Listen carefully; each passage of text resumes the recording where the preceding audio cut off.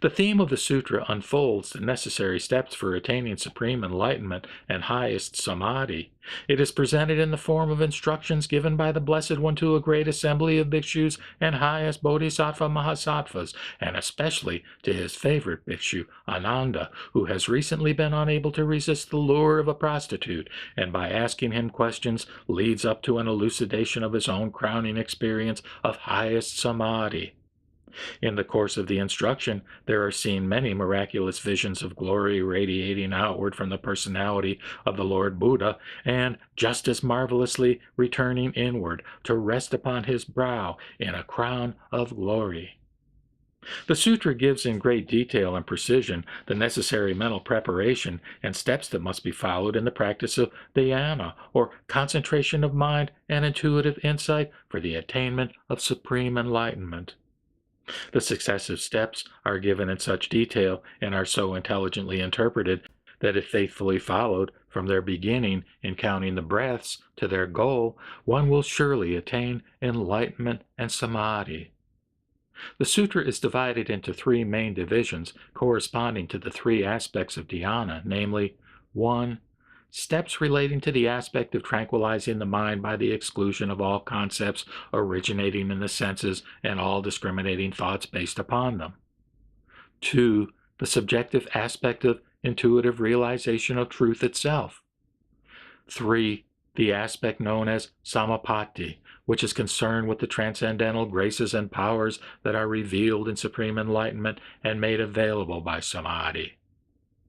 In the first division, the author brings out clearly the different components that make up the different activities of the mind and condition its manifestations, namely the sense organs, the discriminating mind, the intellectual mind, their sensations, interactions, and reactions, the 6 kinds of perceptions and conceptions, the 12 locations of contact between consciousness and its objects, the 18 spheres of mentation down through the various sense minds, sense objects, and objects themselves, and finally, the relation of the objects to the 4 great elements.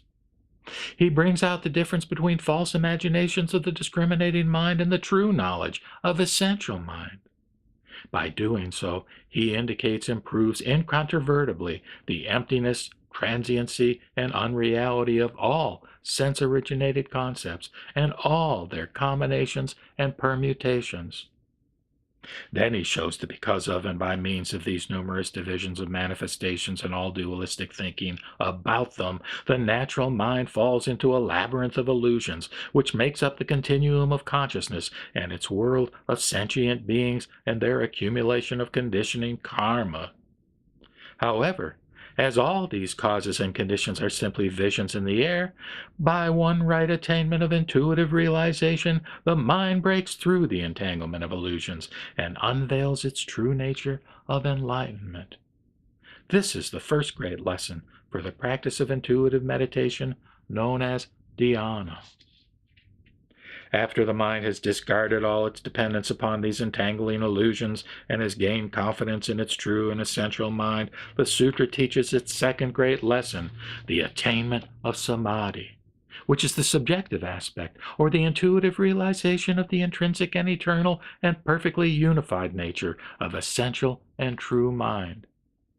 The sutra shows the source of vexations and how to untangle the knots that are made up by the 6 kinds of conceptions, and reinforces the lesson by asking the great disciples to relate their different experiences in untangling the knots in their own minds during their individual progress in realization and the attainment of samadhi.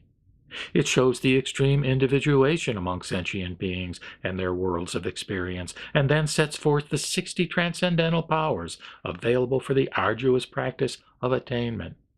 It points out the advantageous ways for attaining the requisite control of mind, and finally reveals the great dharani, or mystic combination of names and words that symbolizes the power of his own supreme experience. It shows the 6 great realms of existence, from the highest realm of spontaneity and freedom to the lowest of inconceivable bondage and sufferings.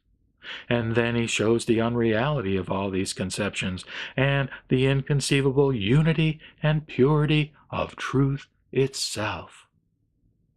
The third great lesson has to do with the attainment of highest perfect wisdom, Anuttara Samyak Sambodhi. And the dangers originated in the evil maras that beset its attainment even in heavenly places. As his parting gift of advice to his disciples and to all future disciples, he gives them ways by which these evil influences lurking in the conceptions arising from the five senses and the six sense minds may be avoided, and the supreme attainment realized by one's own efforts, but when that fails, by faith in the transcendental power of the great Dharani.